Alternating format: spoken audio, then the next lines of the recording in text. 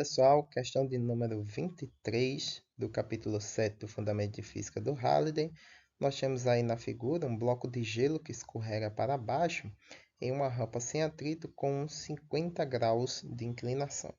Enquanto um operário puxa o bloco através de uma corda com uma força Fr que tem um módulo de 50 newtons e aponta para cima ao longo da rampa, quando o bloco desliza uma distância de 50 metros ao longo da rampa, sua energia cinética aumenta 80 joules. Quão maior será a energia cinética se o bloco não estivesse sendo puxado por uma corda? Então, o que nos dá a entender aqui? Significa que essa corda, sustentada aqui por um operário que está puxando o bloco de gelo, na verdade essa corda é só para não deixar o gelo escorregar livremente. Então, significa que ele não está puxando o bloco para cima, ele ainda está descendo.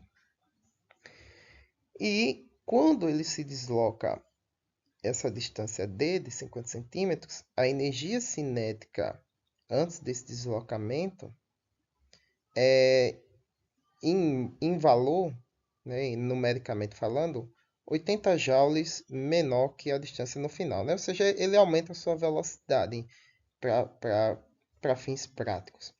Então, naquela posição onde se encontra aí na figura, ele está com a energia cinética X e ao final do deslocamento aí de 50 centímetros, ele vai estar com a energia cinética X mais 80. Então, isso significa que a variação de energia cinética desse bloco é de 80 joules.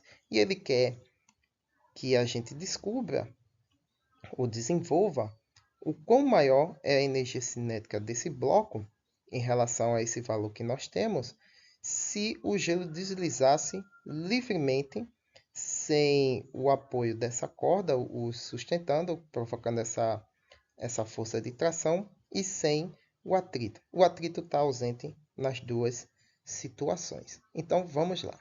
Primeiro, vamos analisar a energia cinética desse bloco na situação em que nós temos uma força de tração Fr atuando sobre ele. Então, nós temos o seguinte. Nós temos a força-peso, que vai estar na mesma posição nas duas situações. Nós temos a componente Y da força-peso. Nós temos a componente X da força-peso. A Y vai ser o cateto adjacente e a X vai ser o cateto oposto, e, portanto, módulo do seno, e a Y, módulo cosseno. Nós temos a força normal e só, né? Não temos nenhuma outra força aí que seja relevante, né? Não temos atrito, não temos resistência do ar, então vamos continuar. Então, a força resultante atuante nesse bloco para o eixo X vai ser o módulo da força Fr, né? A força de tração, menos a componente X da força peso. Então, eu estou considerando aqui o sentido da força de tração como sendo sentido positivo. Então, força de tração menos componente X da força peso. Como há uma variação de velocidade, então isso significa que há aceleração. Então, nossa força resultante continua ali sem ser nula, né? Como a gente faz na maioria dos casos, como a gente fez no capítulo anterior. Então, a nossa força resultante é a força de tração menos a componente X da força-peso, que é o módulo da força-peso vezes o seno de θ, né, desse ângulo de 50 graus. Em Y, acho que a gente não precisa fazer, porque em Y a força normal vai ser igual à componente Y da força-peso. Então, não vai ser relevante e nem vai contribuir aqui para o trabalho ou a energia cinética. Então, dessa forma, a gente pode se preocupar apenas com o eixo X. Então, aplicando o teorema do trabalho de energia cinética, o trabalho total vai ser igual à variação da energia cinética. E nós temos o seguinte: trabalho total é força resultante vezes o deslocamento, que é igual à variação da energia cinética. A variação da energia cinética é quanto? 80 joules. Então, nós temos o seguinte, que a força resultante, que vale a força de tração menos o módulo da força-peso vezes o seno do ângulo, vezes o deslocamento vai ser igual a 80 joules. Então, distribuindo, ali fazendo a distributiva do nosso deslocamento, para que isso vai ser relevante um pouquinho mais para frente, nós vamos ter o seguinte. Nós vamos ter que a força de tração multiplicada pelo deslocamento, menos a componente não, o módulo da força peso exercendo de θ vezes o deslocamento. Se você olhar, né, vai ser o trabalho da força de tração menos o trabalho da componente x da força peso, né, ou o trabalho da força peso. Né? A diferença entre eles dois vai resultar numa variação de energia cinética de 80 joules. Essa é a interpretação dessa equação. Então, nós temos aqui a equação que expressa a situação descrita pelo enunciado.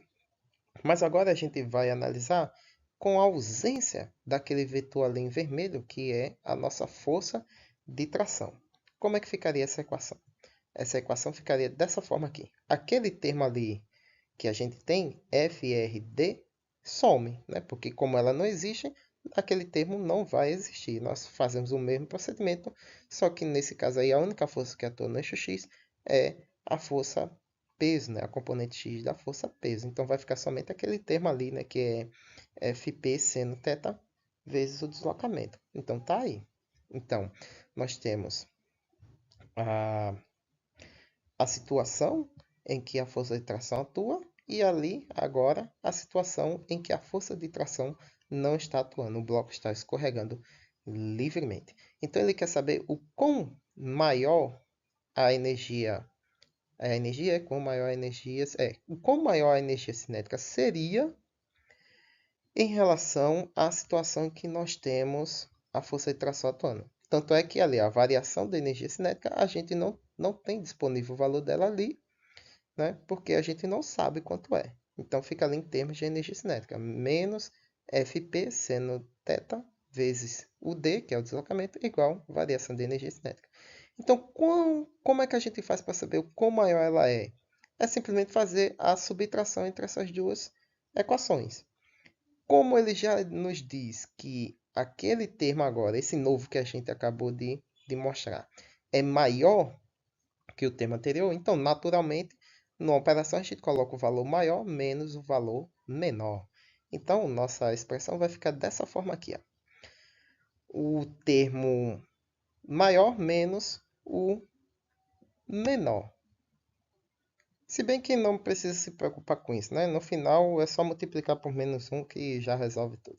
Então, fazendo a diferença, veja que esse termo agora que a gente como ele está subtraindo o termo anterior, então a subtração desse termo, né, modifica todo o sinal de toda a expressão. Então, quem era positivo fica negativo, quem era negativo fica positivo, né? Porque a gente está subtraindo ele. Então, se você olhar ali, a gente tem termos iguais com sinais opostos. Então, é zero, né? A força, o seno e o deslocamento. E qualquer um deles aí, se o resultado for zero, quando multiplicar todo o resto, vai dar zero. Então, fica somente quem?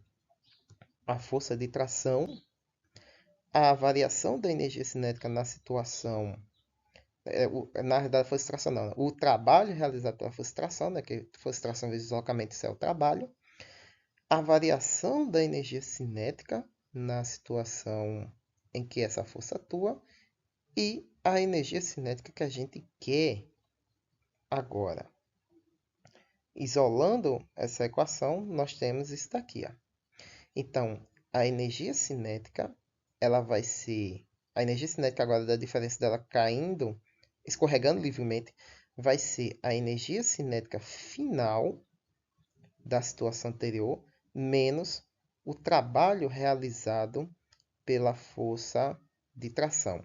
Então, significa que esse termo aí, o valor desse termo aí, FRD, é justamente a energia cinética a mais da situação do bloco escorregando livremente. Então, se a gente resolver ela, a gente sabe qual é o valor a mais dessa energia cinética.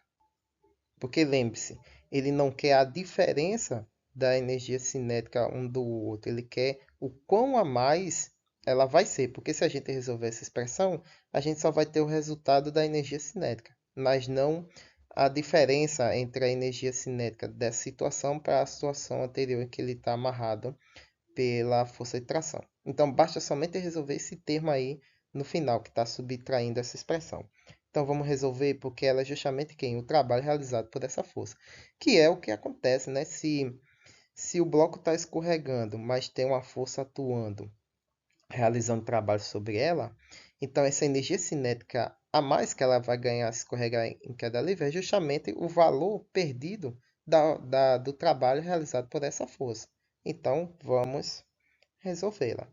A força vale quanto? 50 newtons. E o deslocamento? 50 centímetros, ou 0,5 metros. Então, nós temos que o trabalho vai ser 50 newtons vezes 50 centímetros, vai dar aí um trabalho de 25 joules. Então, essa é a energia cinética a mais que o bloco de gelo vai ter ao escorregar livremente, né, sem o trabalho realizado pela força de tração impedindo esse bloco de escorregar. Muito bem, pessoal, é isso aí, né? É assim que se resolve essa questão, caramba. Ela tem umas reviravoltas, umas sacadazinhas, né? Se você sacar isso diretamente, dá para fazer diretamente só esse trecho final, mas eu quis explicar passo a passo de como é que se chega nesse raciocínio.